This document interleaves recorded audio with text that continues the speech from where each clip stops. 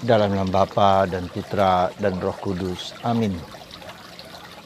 Allah yang penuh kasih, puji syukur kami haturkan kepadamu karena seluruh alam ciptaan dunia yang kau ciptakan bagi kami. Untuk kau jaga, kau pelihara, dan dikembangkan.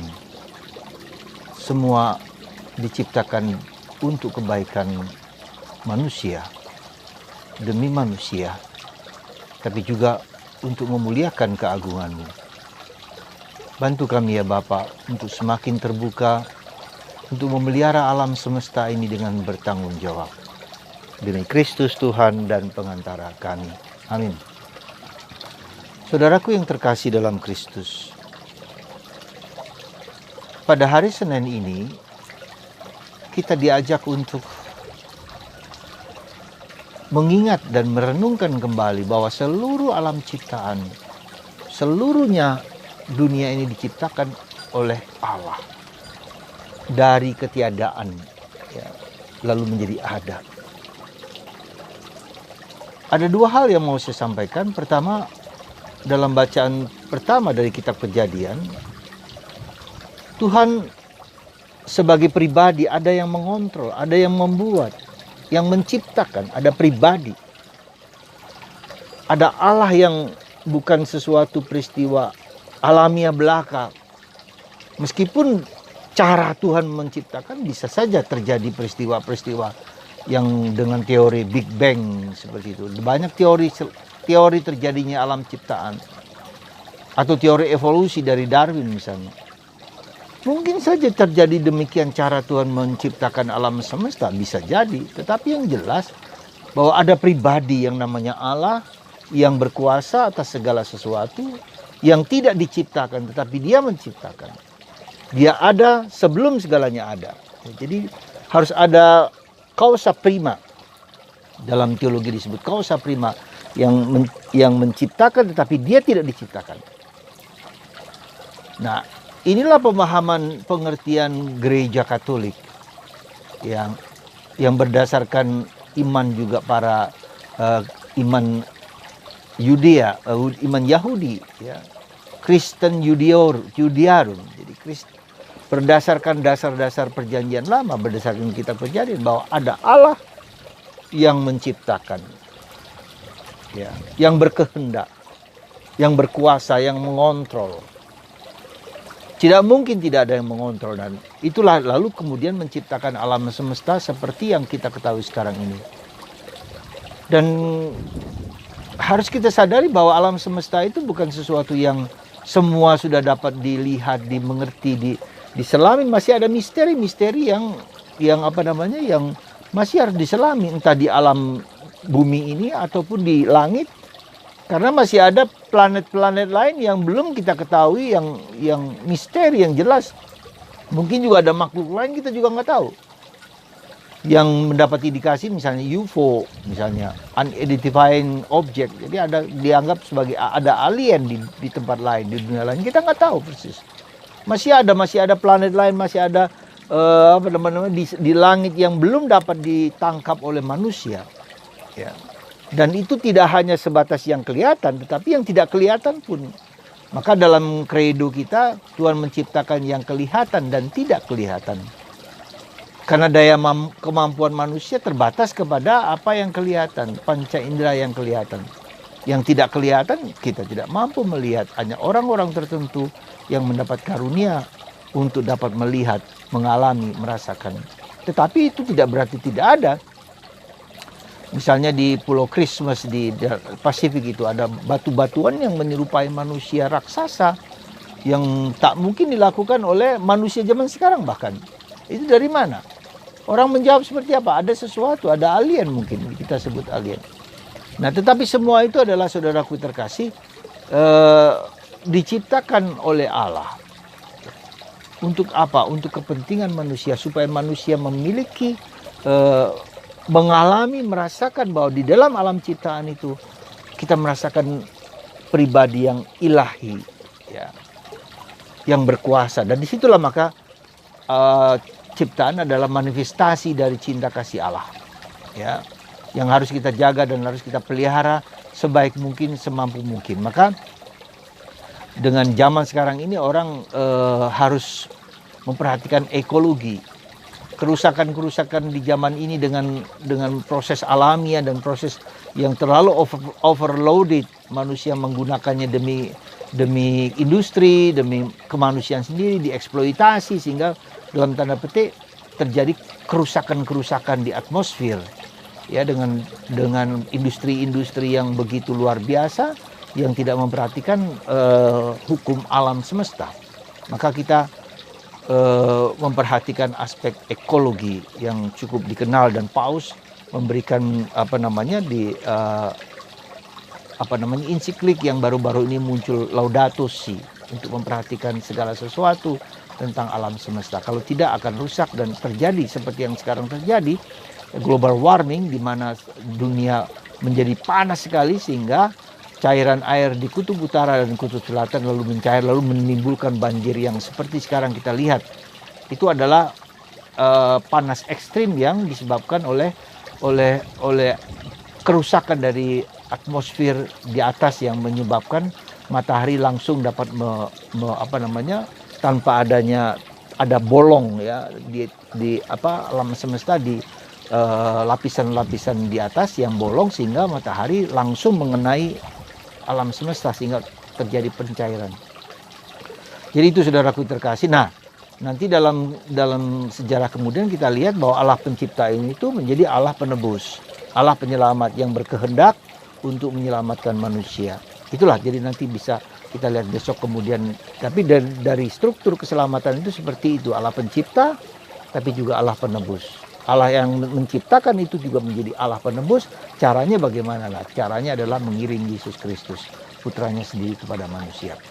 Itu, saudaraku yang terkasih, yang perlu kita sadari dengan sungguh-sungguh tentang proses penciptaan yang ada di dalam dunia kita ini.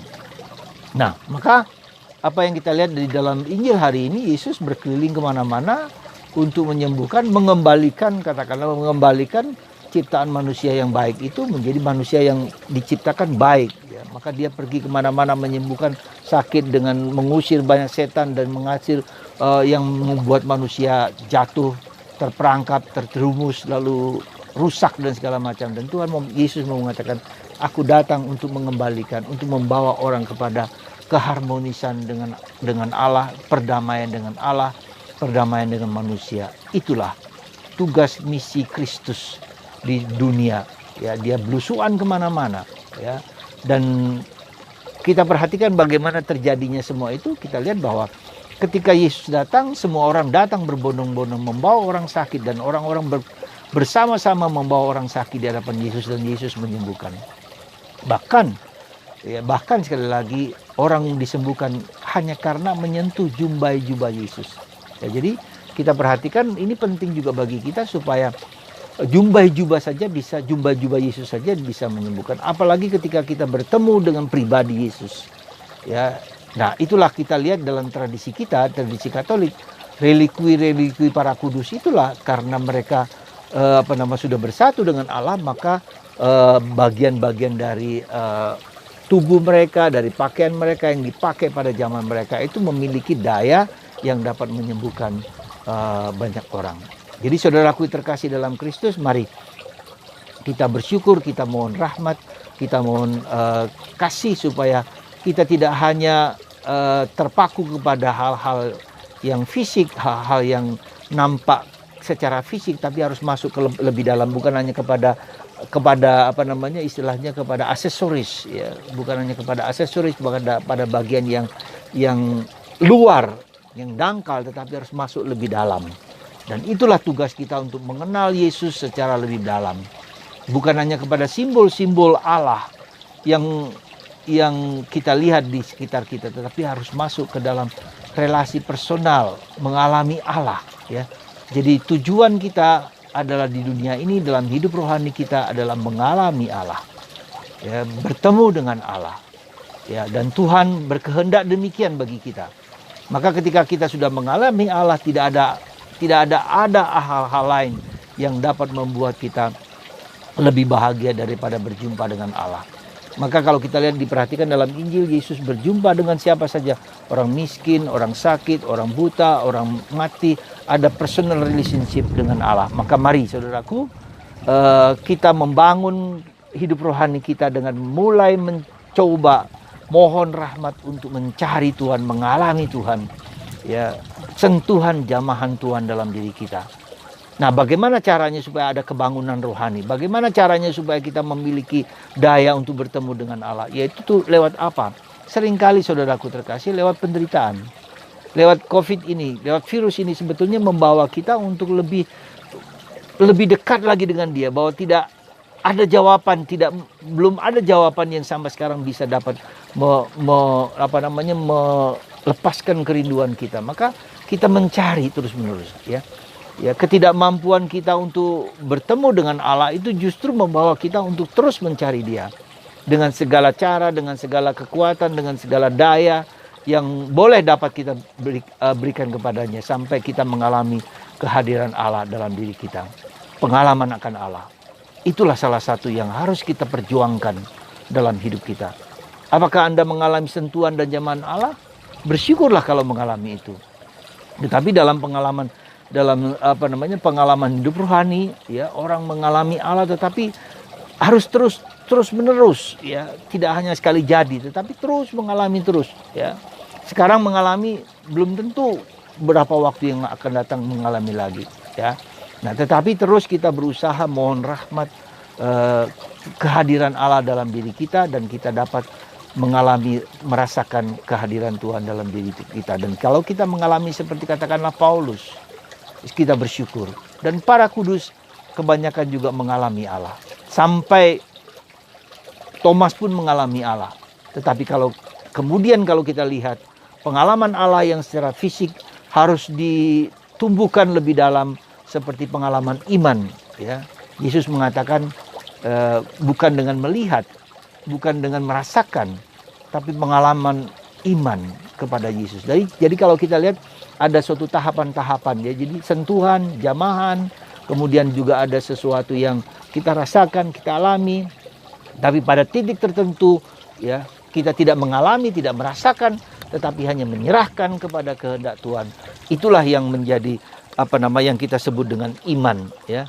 Iman bersandar kepada Tuhan bukan karena apa yang saya lihat, apa yang saya rasakan, apa yang saya alami, tetapi saya tahu bahwa Tuhan tidak pernah meninggalkan aku, dan mengalami bahwa Tuhan tidak pernah meninggalkan aku. Itulah saudaraku terkasih, proses perjuangan kita, proses rahmat yang Tuhan mau berikan kepada kita. Semoga iman Anda dan saya bertumbuh, dan kita mohon rahmat, Tuhan tambahkanlah imanku dan iman kami, supaya tidak hanya lewat perasaan, tidak hanya lewat pengetahuan, tidak hanya lewat penglihatan, tidak hanya lewat panca indera, tetapi suatu penyerahan total kepada Tuhan. Ya, Tuhanku dan Allahku. Seperti Thomas, ya, ketika Yesus datang, lalu Thomas mengatakan, ya Tuhan dan Allahku. Seperti Ayub juga, ya, pada akhirnya dia mengatakan, ya Tuhanku dan Allahku. Dan itulah iman, dan itulah yang diberikan Tuhan kepada kita. Semoga Anda dan saya memiliki iman sebesar biji sesawi pun, sehingga kita merasakan dan mengalami begitu cinta Tuhan kepada kita semua. Tuhan memberkati Anda, mengasihi Anda, dan mengasihi kita semua supaya iman kita tumbuh berkembang berkat kasih karunia Allah. Dan Anda yang sakit disembuhkan oleh kuasa Allah, supaya kita mencari Dia di dalam penderitaan kita dan mengalami Tuhan yang hidup. Berkat Tuhan, ya Bapa, dalam nama Bapa dan Putra dan Roh Kudus. Amin.